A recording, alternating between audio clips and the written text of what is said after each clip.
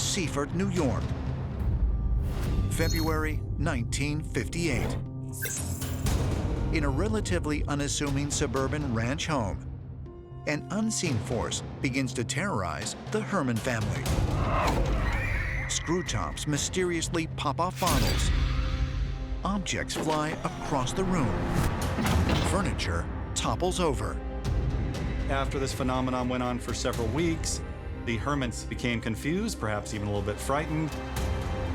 They reported the phenomena to the police department. A couple of police detectives came over. A psychological investigation would look into the family dynamics. Is there something happening at this particular point in their journey that causes distress they're not aware of, so that the physical vibrations would affect their surroundings? Eventually, the parapsychology lab at Duke University came in to investigate the case. The Duke lab talked about poltergeist phenomena as possibly the release of emotional energy, particularly from adolescents or young children or kids going through puberty. The idea being that they were confused, they didn't know what was happening to their bodies, they had emotional energy and trauma. They were operating under the assumption that the poltergeist phenomena was due to telekinetic energy being released by the young boy in the family. These things were seen by a whole group of people. Even some of the experts saw the phenomenon.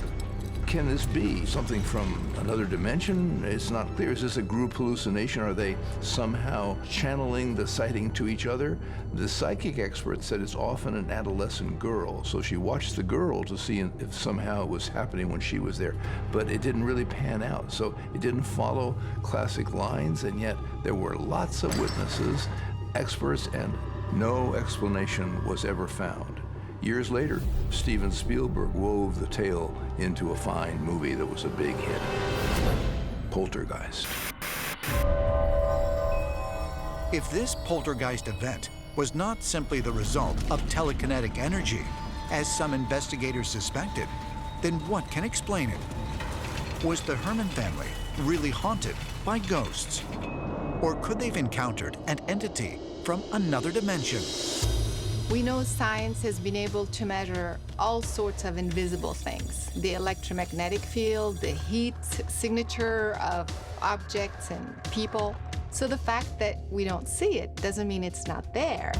Any contact that we have with an interdimensional being is actually happening beyond our normal visual spectrum.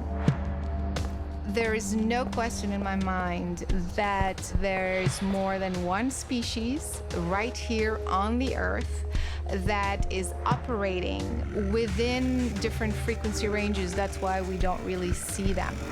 Most of our extraterrestrial encounters are interdimensional. These beings are not coming from far away. They are actually within our human plane, only existing in another dimension. And all we're doing is crossing from one dimension to another within this earthly reality. It doesn't mean that all extraterrestrial encounter is interdimensional. In fact, I believe it's both.